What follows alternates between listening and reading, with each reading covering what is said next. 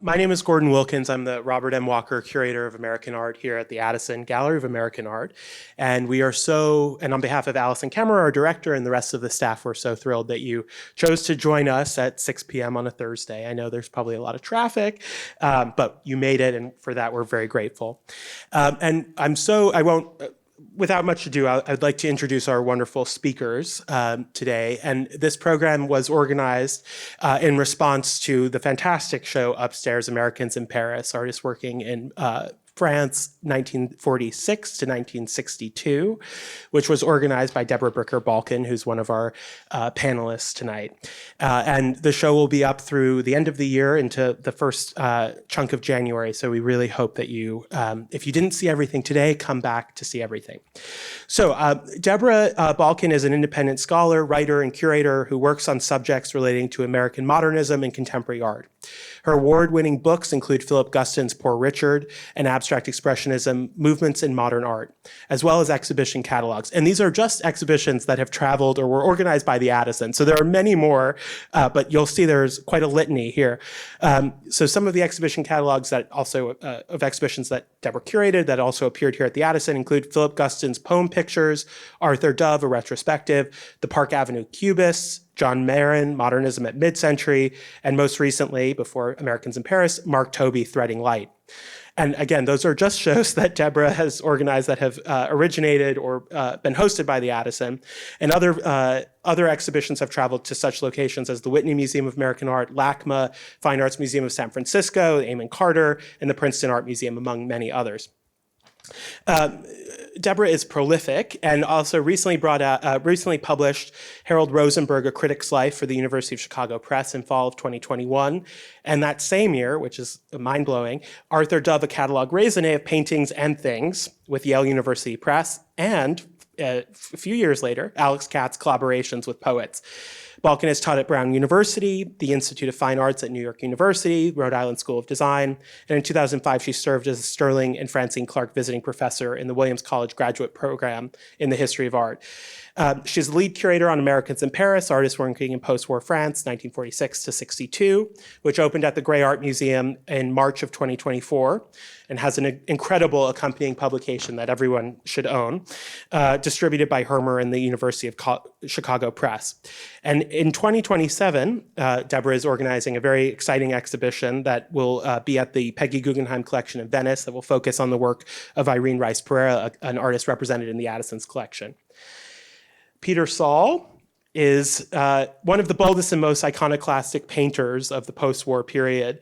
And his art has, for more than half a century, and I'm stealing something that Holland Carter wrote here that I thought was quite apt, has both diagnosed national maladies and been shaped by them. Peter was born in 1934 in San Francisco. He just celebrated a big birthday. In San Francisco, California, he received a BFA from the School of Fine Arts at Washington University in St. Louis in 1956 and embarked shortly thereafter on a multi-year sojourn to Europe, which will be discussed in greater depth in just a moment. Since his first solo exhibition in 1961, Saul's work has been exhibited throughout the world. His paintings are found in numerous museum collections worldwide, including the Metropolitan Museum, Museum of Modern Art, Whitney, Art Institute of Chicago, Carnegie Museum in Pittsburgh, the Pompidou, LACMA, Moderna Museet in Stockholm, and the Museum Ludwig in Cologne, and the Stedelijk in Amsterdam, among other institutions. Unfortunately, the Addison does not have a painting by Peter Saul, but we'd love to be on that list someday. Recent important solo and group exhibitions include Peter Saul at the Schirn Kunsthalle in Frankfurt. He was also in a major show at the Smithsonian American Art Museum called Artists Respond, American Art and the Vietnam War.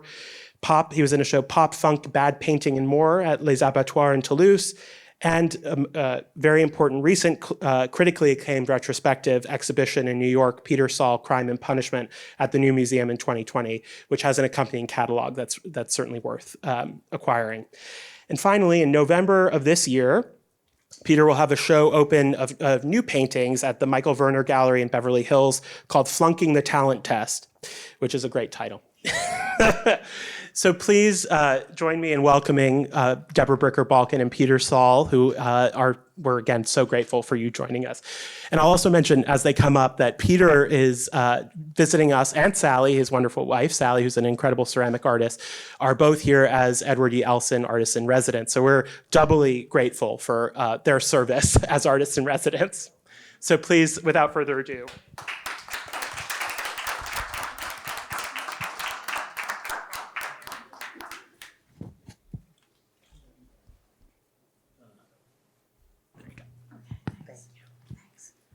Get a microphone? Yeah.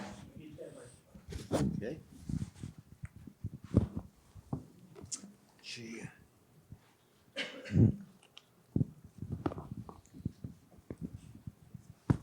Gordon, thank you for the lovely introduction. And I'm so grateful to you and Allie for your enthusiasm for Americans in Paris. And again, Gordon, for the extraordinary installation of the exhibition here at the Addison. There are so many meaningful juxtapositions that you have struck throughout the installation that please me.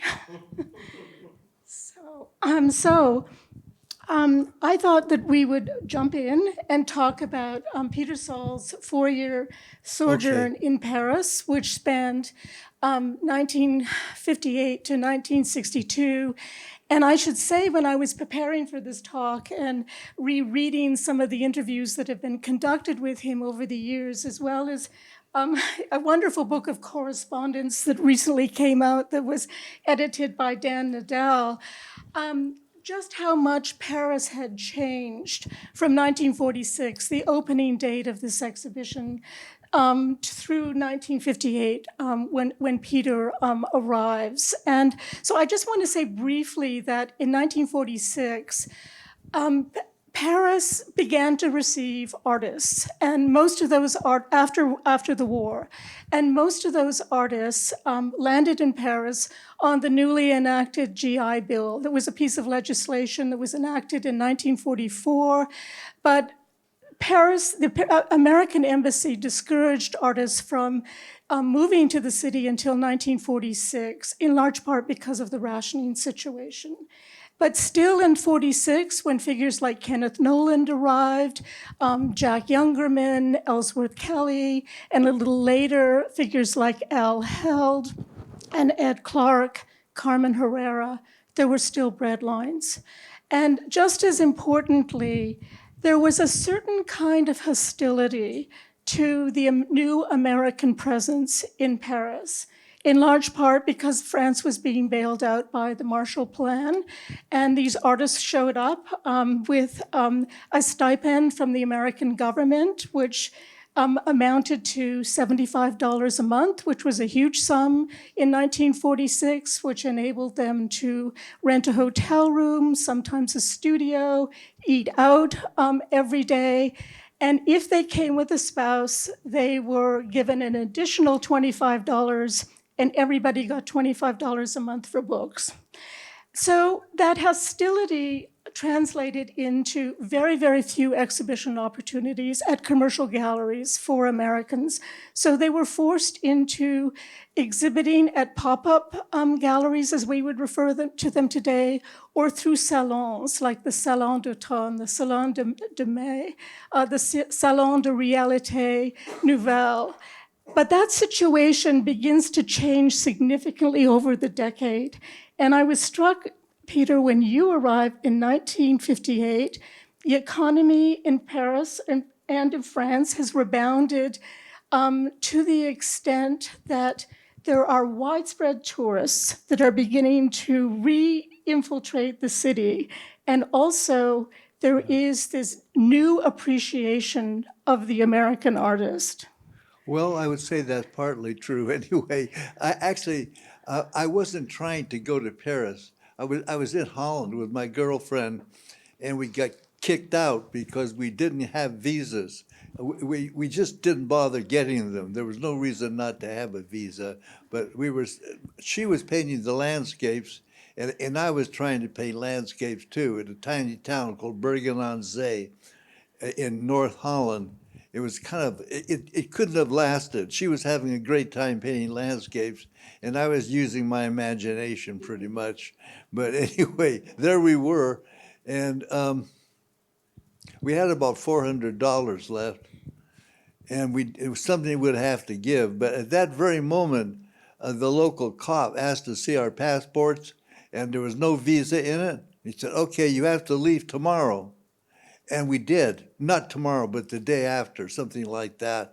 We spent a night in Amsterdam, and then we took off. We got some last minute tips from a friend, an American friend who named Cynthia Bloom, who was an artist in France too, on a Fulbright. Anyway, for a year or so.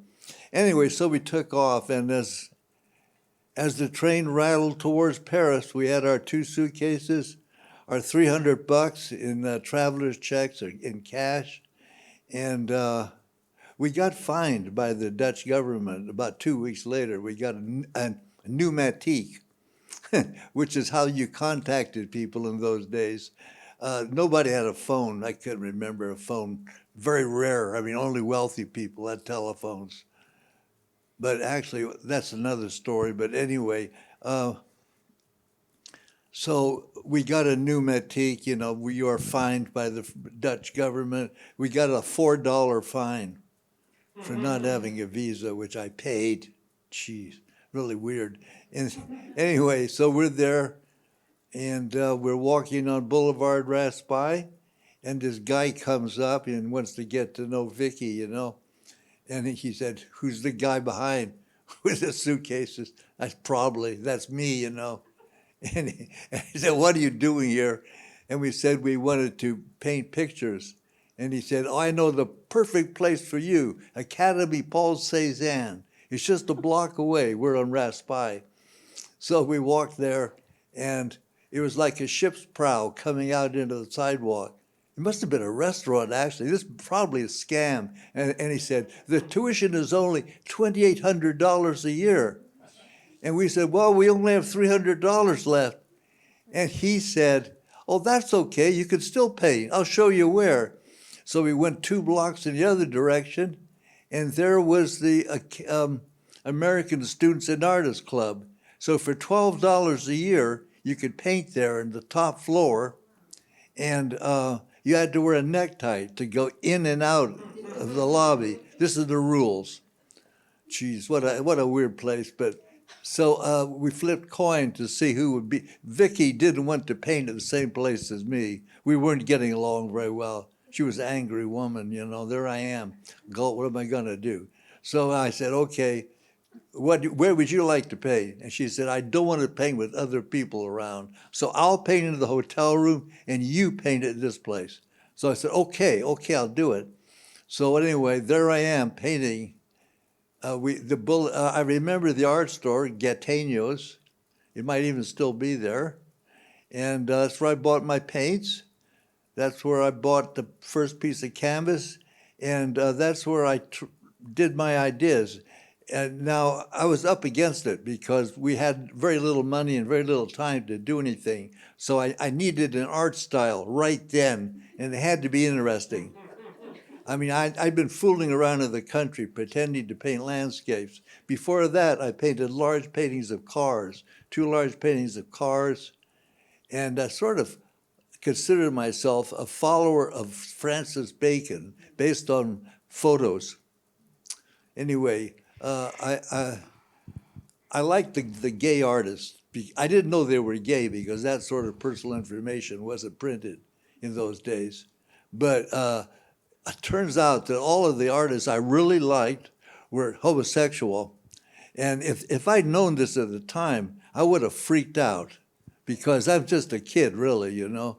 I'm 24 years old or something like that. I've been with women only 4 or 5 years, you know. I don't want any nonsense about that. Anyway. So you supported yourself by selling the New York Herald Tribune. Oh, yes. Okay. We were there a brief time, had many adventures. And one of the adventures was selling the Herald Tribune on the street, which I didn't actually do. The guy who hired us, in the wintertime, men do the job of of walking around with the yellow sweater and saying, Herald Tribune, you know? But actually, never did that. I cheated. What I did was I threw away all the papers I was given, except for 4 or 5, and I folded up the sweater and put it away in I didn't have a knapsack or something, and I took off. And they gave you $1 a day. The accounting somehow gave you $1 a day for doing this job to start with. And then you got to keep half of the money that you got from selling the paper, something like that. It was an advertising stunt. It wasn't trying to make money or anything. But I cheated. I didn't walk around with it. The guy who gave me the job, who gave us the job, was dying of cancer. And he was really pretty bitter. He wasn't a happy man. He said, I'm going to be driving around. I'm going to be looking at you. You better be out there or you're fired so fast. Anyway, this was going on at the same time, I think the very same year that the movie Breathless was being made. I wouldn't be surprised if it wasn't the same time, because in the summertime, women did the job anyway. Right. So I just want to read a little passage from a letter Oh, that you boy. write home to your parents. Probably lies, but read it. In 1960, Dear Mom and Dad, today was a lucky day. They fired all the male vendors except me from the Herald Tribune. However, they requested me to wear a dress from now on and have furnished me with some falsies and a wig. Actually, I've managed to give them the impression that I'm sort of a monument on the left bank, a typical student who knows hundreds of expatriates who are going to buy the paper. To fire me would make them as unpopular with the left bank as possible. Such is the psychosis I'm trying to insinuate into their minds, and it seems to have worked. Wow, I didn't realize that it was. I wonder if that's true. I don't know. You know, the thing is, the telephone to the United States was in the Dome Cafe. It was 2 glass boxes in the back, and there was a woman in each one with headset on and a bunch of equipment. And for $150, you could phone the United States for 3 minutes. So I never saw a human being go into one of these boxes in the whole time I was in Paris, and I spent a considerable amount of time at the Dome Cafe, you know, making a beer last 2 or 3 hours. And that's where I thought of my ideas. All my ideas I thought of right there. I said, got to do it right now. Art style, need you right this moment. And the art and the painting did what, I mean, I never asked myself how I felt about anything. I didn't do that. What you're supposed to do is express the way you feel. I didn't bother even asking myself if I felt anything. I simply said, okay, I need something. What have I got? And I had U.S. culture. U.S. culture, great, let's use it. Atom bomb, swastika. I mean, I figured out all the things from the comic books and just put them into my painting. In they went. Swastika, shit, Superman, toilet, phallic symbols. These things just poured into my painting, and it worked.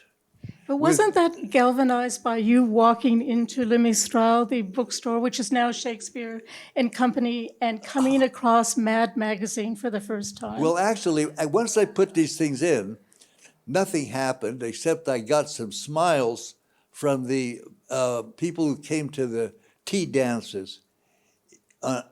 For the French youth, there was something called tea dances or something. Other events too that happened, and French young people would come into the studio and see what the American artists are doing, and they found my paintings very interesting to look at, which was both good and bad. I know that to be interesting to look at is number one thing, but you have to also break rules. You know what I mean? You have to be a bad artist in the opinion of some so that you can be a good artist in the opinion of others. This is primitive me thinking at the time. There I am. I don't know anybody, don't know any intellectuals, don't know beings. And But you soon meet James Bishop, who you went to school with Yes. at Washington University, Yes, indeed. who had just arrived in Paris as well. Yes, we had met accidentally in the Mistral bookstore. Hey, but anyway, I'm in the bookstore and I find Mad Comics, and that was a big discovery because what it told me in 15 minutes or less was tell a story. I know sounds silly, but at the time, people in the art world were obeying a few simple rules for unknown reasons. One was never tell a story, or you would be like Salvador Dali and Norman Rockwell, the two worst people who ever lifted a brush. You didn't want to be like them. So I thought, I will be like them. I will tell stories. So what I did was I went right to the studio, immediately stretched new canvas and began a painting where an abstract shape has a hand with a gun and shoots bullets at this other abstract shape that says, ow. And that was the first one. I don't know what happened to it, but that was my first painting in this direction, I think. Maybe there was a toilet in it first or something, but Or anyway, a refrigerator. You know what I mean. I'm getting into it. It's difficult to figure it out. I figured out how to make a painting that was interesting to look at immediately. I was not able to figure out how to be an interesting person, unfortunately. And I realize now that that's the other half of the equation. You have to be an interesting person as well. And that was more difficult. I couldn't manage that. But have I been clear? Well, let's talk about some of the American expats that you do encounter in Paris and you do become friendly with. So one of them is James Bishop, Oh, yes. who you went to school with Yes. at Washington University. He was a little older than you. 8 years older. Right. But you shared a basement apartment Yes. together in St. Louis. And then there you find him in Le Mistral. Yes, In the he just bookstore. suddenly appeared. It turns out he'd been knocking around Europe, I guess, you know. And he was much more friendly when we met in Paris than he had been as a roommate, I must say. It was kind of. I met him because I was in the line to go to the cafeteria at Washington U, and my food bill, it was posted on the wall, was like 2 times as much as anybody else's. I really must have been eating a lot or eating very expensive dishes or something. I thought, oh God, I've got to get cooking. I never did cook, but I had this ambition that I was going to cook. So I was just thinking about that in the line, and there was Bishop talking to 2 kids, and he was saying to them something like, we have to have only fine arts people in the apartment because they get along better. No commercial arts. And the 2 kids were saying, oh, gee, my folks wouldn't like it if I became an artist. I have to be a commercial artist. You know, they're saying that kind of thing. This is the United States earlier time. And I said, wait, hey, it's me. I promise fine arts only, no commercial. And he looked at me like I was crazy, you know. And I went and sat down, and we became roommates, just like that. Real nice. He never liked me, and I never liked him, I have to admit. For any 3, but we were friends anyway. But you do become friendlier in Paris, right? Yes. Yeah, we hang out together a little bit, because my girlfriend fled, as a matter of fact, down to Alba La Romaine. Alba La Romaine is near Montélimar. Montélimar, right in the middle of France.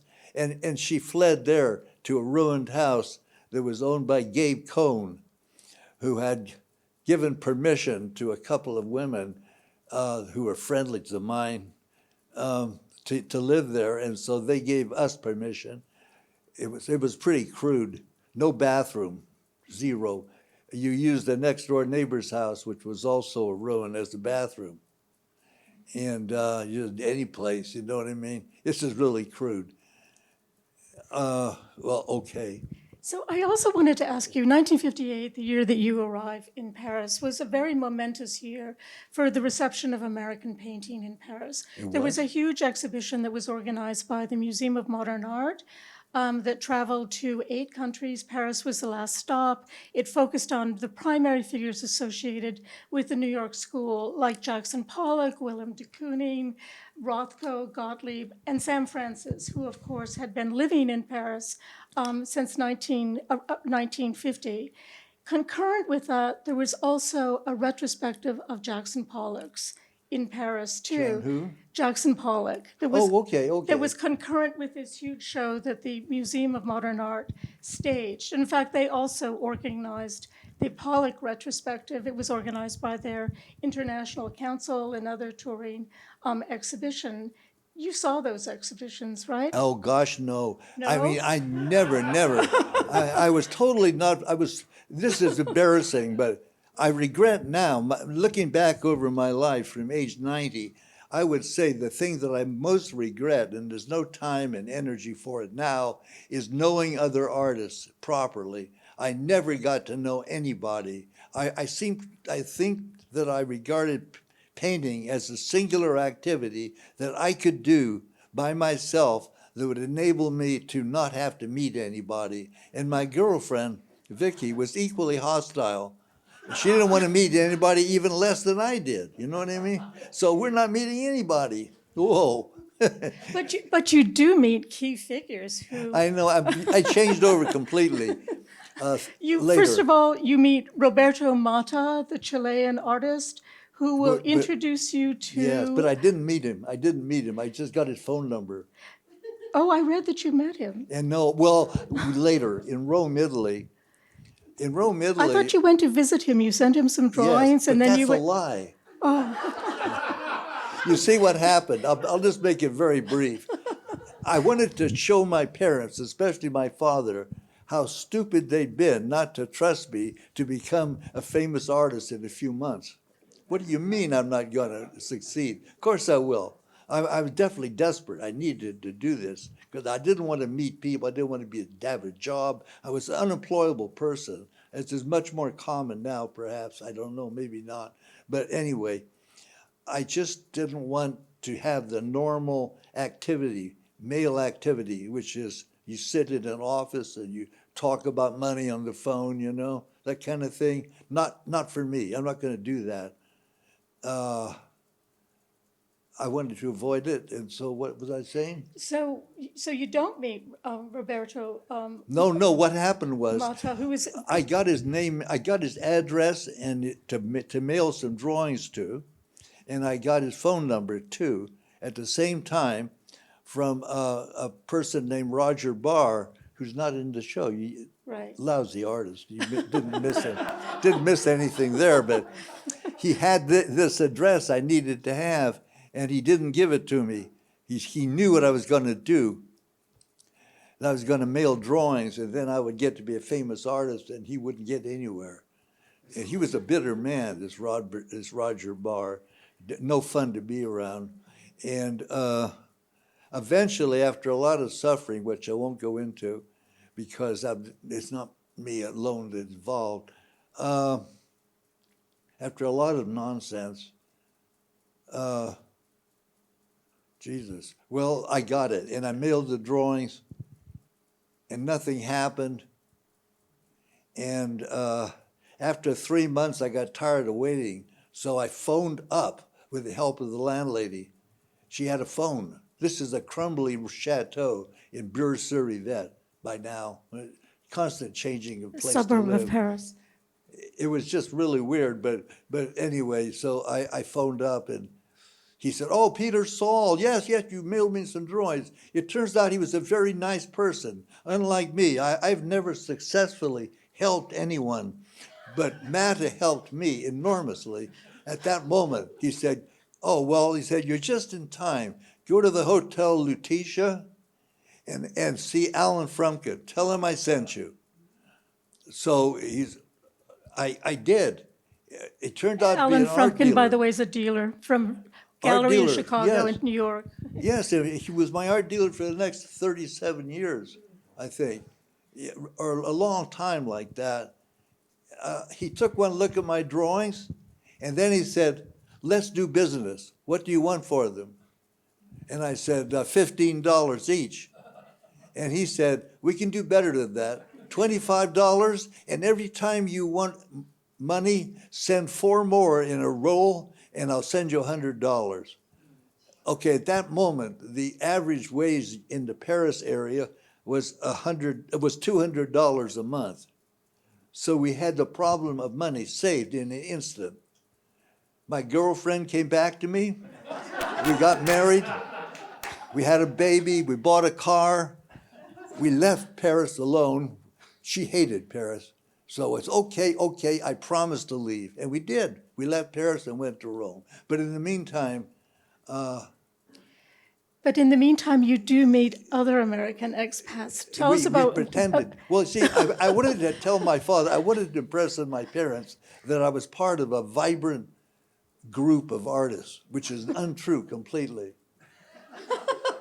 So I used the name of everybody that I knew for some reason and made it like there was one big social gathering. But It what was about silly. William Copley? You do we meet saw William him twice. Copley. We saw him twice. Right. And you did pursue him for the William Copley Award, which was a $1,000 Fabulous. award. I thought it was 2,000. It was 1,000 according to this correspondence, but maybe that's not true. Hey, it's right. It's right. It's right. It's 1,000. I'm sorry, Dan Nadel. He's the guy who did the thing. A good friend of mine. Terrible, terrible. So tell us about William Copley. Oh, well, he was a very fantastic character. His art was completely unappreciated at that time. So I'm William not really Copley, sure by the why. way, was an Andover alum. He opened a gallery in Beverly Hills, a short-lived gallery that showed figures like Marcel Duchamp and Man Ray. And then he leaves Beverly Hills in 1949 for Paris with Man Ray and becomes an artist. But he is also a patron and had amassed, I gather, an extraordinary collection of Yes, yes. American art. He was the son of a newspaper owner, a chain of newspapers, and he supposedly had $20 million, a fantastic sum in those days. And he lived in a wonderful mansion outside of Paris, and he had a driver for his Jaguar. He had a Jaguar sedan and a person to drive it. And he came and picked us up, or me up, or I forget exactly what was going on. And went out to his house. He had a copper roof, a copper domed roof on his studio. And he was married to a woman named Noma Copley, who was kind of formidable. But anyway, he was very unpopular as an artist, but he was a good artist anyway. His work was pretty bad, actually, worse than mine, or just as bad. Just like, we're talking like what would later be called bad art, both into it. Anyway, he liked my work immediately and bought the piece which is upstairs, the larger one, Right. out of my show at Gallery Breteau. It was fabulous. Luck. Am I doing something wrong? I've got it on. I'm just trying to get your painting up on the screen. Oh, there we go. There. Oh, yeah, There's that's the me. painting Yeah. that William Copley. So buys. there you see the stuff in there.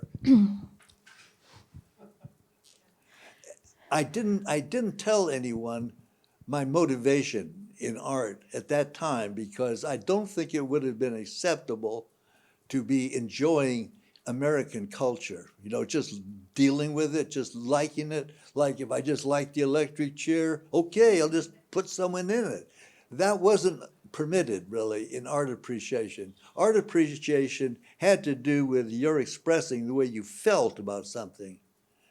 And I didn't realize that for several years because I didn't really know anybody to talk to about it. But when people said, "Oh, you're protesting capital punishment," I tended to say, okay, because really, it took me a long time to understand that the journalists, that you should tell journalists what you really want to tell them and not just what they expect you to say, you know? It's a mistake, I realize now, that I made early on, just telling the journalists what they wanted to hear. You sort of pick it up, you know? What does this guy want to hear? I'm going to say it to him. Bam. And that was a mistake. I made a lot of mistakes. Really, really terrible. But I mean, I was very skillful in putting together the picture that I needed at that moment, but I was much less skillful in dealing with people. I didn't have any real good experience dealing with people, so it was help. And these were done earlier than your awareness of a pop movement, which was starting to yes. emerge in New York. I heard about pop 6 weeks about after my show came down. My first show in New York, which was January 62, was also the same month for the pop art shows of Liechtenstein, which was the main one. The most appreciated artist in the world at that moment was Roy Lichtenstein and Rosenquist. You remember him too. That was, and also my work was mentioned as something not quite as good, but passable. So anyway, yeah, not yet. I hadn't earned the word bad really yet, but I mean, I was on the way, but it was kind of Well, I crazy. think Max Kozloff referred to it as vulgar in Art International. But it was very interesting because my reaction to finding out about pop art, Frumkin wrote me proudly. He said, the abstract expressionists, de Kooning, Guston, Klein, and so on, came by your show today, and they saw all the pop shows. They wanted to see what was happening, and they thought yours was the best. And I realized that was a nightmare, you know, that I'd be the favorite artist of the previous avant-garde was just what you don't need. So, I mean, it's sure enough, within 3 years, I no longer could sell paintings. Frumkin continued to buy my work directly from me for the next 30 plus years. He really was a perfect old-fashioned European dealer, but you know, he wasn't old-fashioned, I mean, in my opinion. But anyway, that's what happened. I mean, what can I say? So what about, you were hoping to be taken on by Iris Clare. That didn't work. It didn't work out. This was a gallery that actually Copley funded, and that didn't work out, but the Gallery Breteau did work out, a French gallery that also showed the work of Nancy Spiro. Breteau. Oh, right, yes, yes. And so were there any sales from the Breteau exhibition? Yes, indeed. I mean, we're talking like low prices, $400 maybe, something like that. But that were definite sales. Yes, that was a very important moment too, because that was my first chance to see my work on the wall in an art gallery. See, I didn't go to New York for this show. It occurred to me I didn't have to. You see, my ambition is I don't see anyone. I just walk around the streets and smoke cigarettes. That was my pleasure. But anyway, yeah, Nancy, we talked about Nancy Spiro? Yes, Nancy Spiro. Yeah, well, about a month before leaving for Rome, we're all set, you know. We got all we need. We got money, teeth worked on, everything. Car, tiny little Fiat. Off we go. But about a month before, Frumkin comes through, and he introduced us to Golub and Nancy Spiro. And that's the only time I actually spoke to Nancy Spiro. But I saw her again a few years later, but she's really an angry person, in my opinion. Really, really angry. Even more angry than my girlfriend, you know what I mean? We're talking like women who are not happy. What can I say? It's just the way life is, I guess. But you had seen Leon Golub's work, though. Oh, yes, he was famous. Yes. Yes, I knew his work, Golub's work, very definitely. And you evidently, according to this correspondence and several interviews, you had seen his show at Iris Clare, in New guess York, so. I mean, in Paris. I guess so. And you were struck by the way in which he handled the body in his painting. Maybe so. Yeah. The thing is that, as I said, the fact that you couldn't have phoned the United States was a positive thing for me, because then I got to write letters instead. I was afraid if I spoke on the phone that I'd say something that would betray the way I was living. And I didn't want to talk to my folks about that kind of thing, obviously, because they Did expected they me come to back. visit you in Paris? Yes, they did once. Yes, and they took me on a trip for a week, and they had a plane ticket for me to go back with them, but I didn't get on the plane.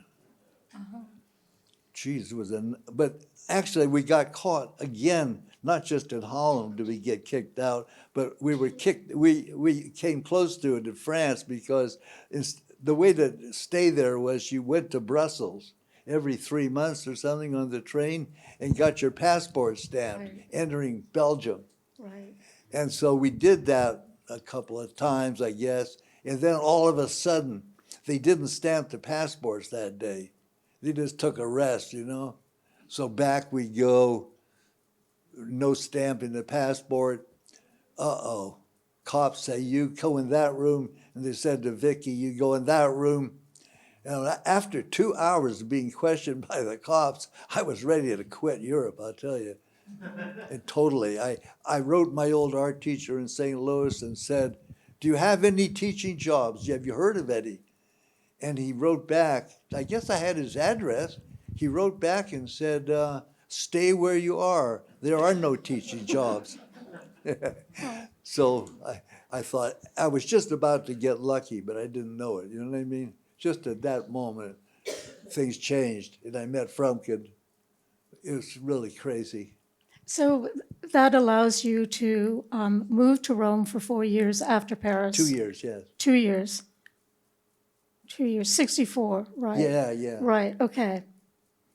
And then you moved back to the United States. Yes, my father died, and my mother said, if you come and live near me, I'll put the down payment on a house for you. And after problems with landlords in Europe, we thought, hey, that sounds good. We came back. Right. But you didn't choose New York. No, I wanted to avoid groups of artists, which is really stupid. I mean, I realized this was stupid some years later when I have a teaching job in Austin, Texas, and the students think it's just incredibly crazy that I didn't go and meet the people that bought my work. I was boasting to those students, look, I can put 2 paintings in a tube, send them to Paris, and buy a new car with what comes back with the money from 2 paintings. Like, this is a big deal for me. I mean, it's very small time, let's face it, but I thought it was huge. It was wonderful. Makes me a kind of art teacher that has no problems. I was Sally by this time, and we're just having a nice time. And that's it. That's it. Yeah. I want to know more, though, about your impressions of the Parisian scene. I Oh, mean, yes. even though you were isolated in the suburbs, you did spend time in Paris, I did. and you must have gone to some of the key institutions, like which? the key institutions, the key museums. Yes, we did. Well, one of them was Chez Wajda, a restaurant that we went to a lot in 58, 59, 60.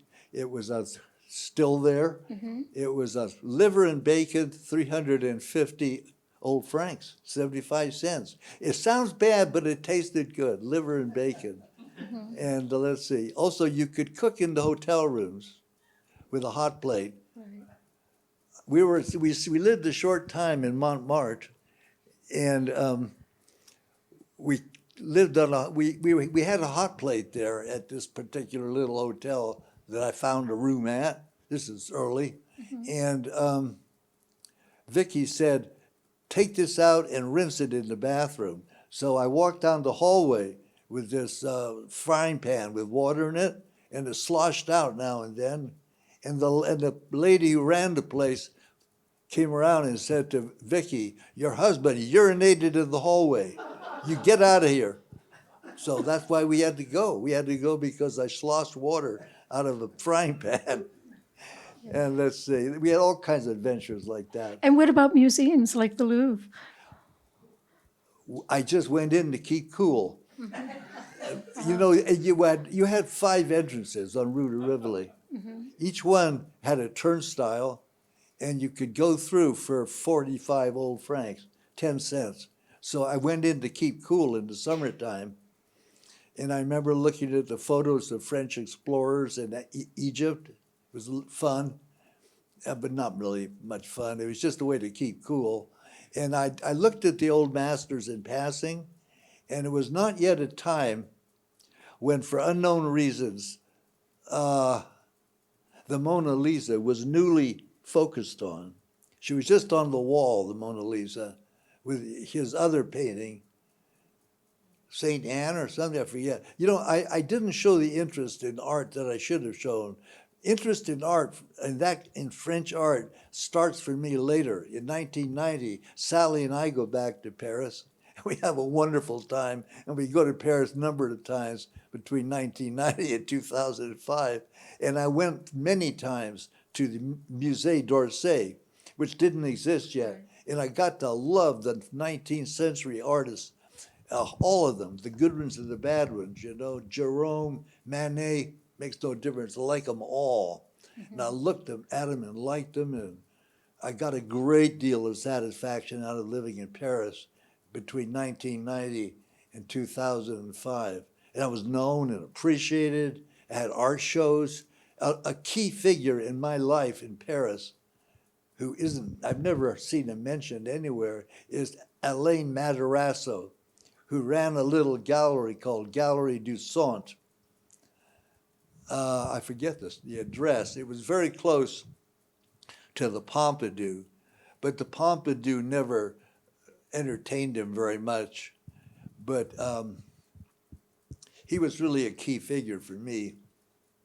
But you established a relationship with Dorothea Speyer, who Yes. had been the equivalent of the American cultural attaché at the embassy.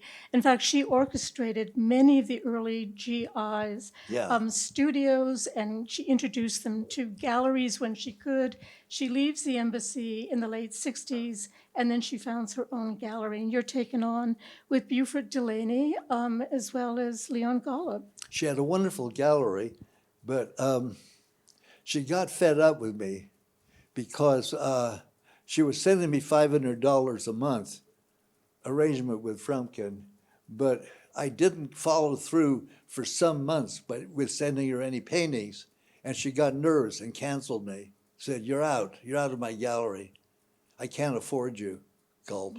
Right. So we came back in 1990, and this is years later now. That was 74, and now we're in 1990, 91, 92. We came back, and just for kicks, we went by to see Dorothea, and she was so happy to see me. And we had a wonderful time. You know, she phoned up the bar in the corner to send wine, and we sat there and had a great time. I don't know what kind of business she was doing, but she became a wonderful friend for Sally and me in the 90s, which is just one of those things, you know. Dorothea. Did you learn to speak French? Not very much. You know, a few hundred words you got to have. Right. And that's it. So you could order from a menu and get on a bus. I could do things, but I couldn't say anything involving would or could, the conditional. Actually, I studied French for 5 years at a private school. On Vancouver Island. Yeah, where? Vancouver Island? Yes, and some years later, I met the French teacher, and he admitted he didn't know French. He was just what he was doing. He was an English guy who was somehow wandering around during World War II and needed a job, and that's it. Interesting. This sort of fakery happened a lot, you know, it's okay. So these pop cultural references that you start to embed in your work in Paris from 58 to 62 will significantly redirect your work through Rome, and then eventually when you get back to the United States, when you will become immersed in more overtly political issues like the Vietnam Yes, War. yes. I got the idea for Vietnam. It was in the newspaper, the whole thing. It was in the paper, but anyway, I didn't. I'm in the States now for about a year, and Frumkin visits, and I thought, realistically, in fact, it wasn't just I think he really was getting a little bored with my work, like, well, you put him in the electric chair last year, whoever it was, you know what I mean? Why don't you put someone new in the electric chair? I'm tired of seeing Donald Duck there, whatever. Okay. So I realized that the handwriting was on the wall. He wouldn't show up forever unless I continued to entertain him with fresh ideas. So I looked at the Chronicle newspaper, and there was some fresh ideas in the right away. On the front page was the Vietnam War, which had already heated up in '64, a big deal. And I, of course, objected to it. But so what? I mean, the main thing was it was happening, and I put that in my paintings, and I mixed in anything else I could think of in a negative way. Drug addiction. There was also murders by lunatics being publicized in the newspaper at that time. This is California. Quite a few killers on the loose without purpose, killers without purpose. They don't want your wallet, you know what I mean? They don't want to have normal sexual activity. They don't want anything. Who knows what they want, right? These are lunatics, 100%. They seem to be roaming around California. So I put that in my paintings. I was grateful to lunacy in California, and I was grateful to drug addiction. Drugs were a big, big deal. I didn't use drugs at all. I was frightened, frankly. I thought I'd get caught and get sentenced to a long prison sentence for having a sense of humor about it. So I didn't dare use drugs, but I smoked marijuana anyway a few times. But the penalty was enormous. Life in prison in Utah for one marijuana cigarette. They weren't kidding. Homosexuality was life in prison too in Utah. I mean, those Mormons really, really said no, they meant no. And that is a fact. And the other states, much less, a sophisticated state like New York would just put people in prison for a short time. Okay. Oh, that's. The time's up? 45 minutes. Could you turn off my alarm, Sally? Okay, is that the time up? It's 45 minutes. Shall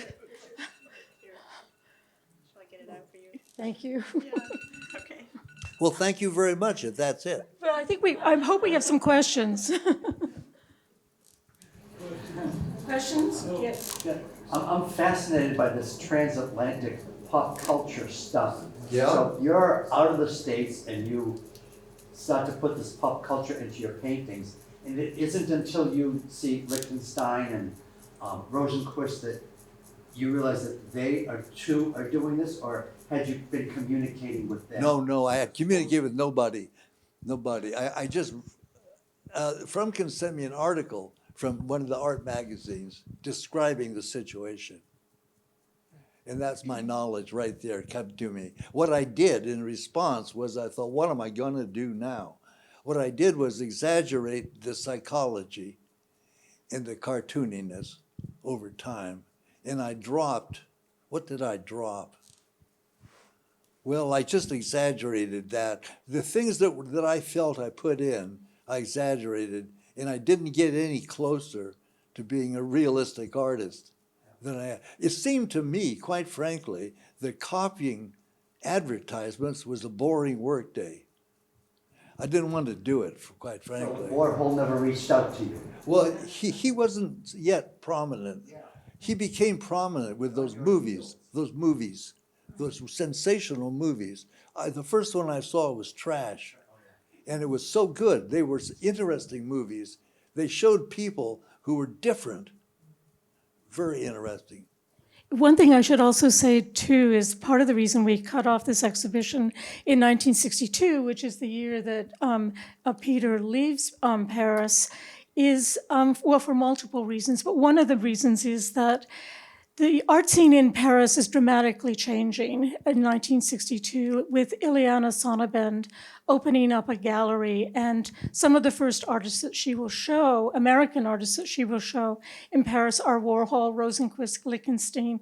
And earlier, Robert Rauschenberg had a show at Daniel Cordier Gallery in 1961. So this earlier interest in Abeck's art and in the New York School begins to cease to interest French artists. And one thing we didn't talk about was, you know, if you had actually interacted with many of your French confrères. No, but I did meet some people though. I mean, I met a handful of people, but unfortunately none became prominent enough for you to know. One person I met, Sophie Matisse, Right. famous last name. I think she was the granddaughter of Matisse, married to an artist who showed at the Breteau Gallery, I think, you know. I have a question. Pamela. Do you have any experience as a sign writer? No. Sign writer? Your No. brush work is, you No, know, my only experience was a merchant seaman for 6 months, and the selling the Herald Tribune in Paris, and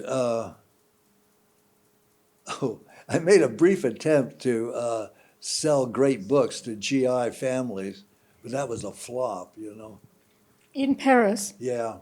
really? Well, What kind they of all books? had to settle already. It was really stupid, you know. Finally, after about 4 doors I knocked on, and they all liked the book a lot and owned it, you know. Oh, I got the book set. It's wonderful. So anyway, after about 4 doors, it must have been a giant army base. I said, how would you like a pastel of the sunrise over the Seine or something like that?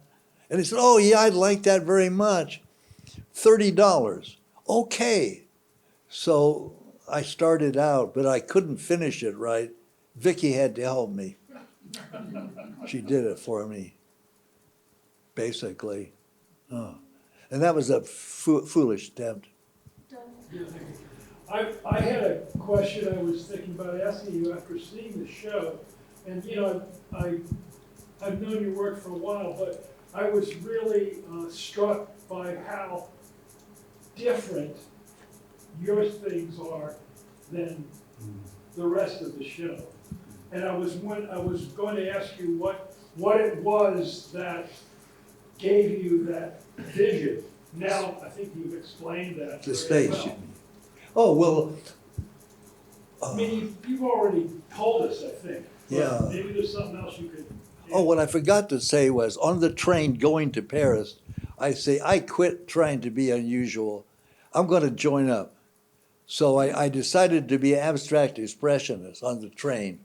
First time in my life, you know, I'm going to do this if it kills me. So what I thought I would do to make it interesting, I would cover the whole canvas with painting medium. And then the brushstroke would go zoom, zoom like that. And so I did that. And within 2 weeks, my effort attracted several people. It was kind of interesting. Anyway, that might have been it, you know. I mean, that carried into my work. I thought probably, looking back on it, I realized it was a big mistake. It was opposite to what people told me, the 3 or 4 people I knew, unknown people like me, said, well, one thing's for certain, if you want to sell paintings, it's got to look like an abstract expression. Did it. So I thought, oh, well, that's it, right? Give up right there. I've been a follower of Francis Bacon, kind of, in my opinion. Big picture of a car, realistic. Oh, boy. I copied Jan 6. The guy puts his... Rembrandt made a huge impression on me. Okay. Really? But how long did it take you to make that painting? A few days. A few days. Not like now. I'm more illusionistic as time passes. It takes you longer now. Pardon? It takes you longer now to work. Much longer. It takes me a month maybe to take a picture. And I'm gonna work smaller a little bit.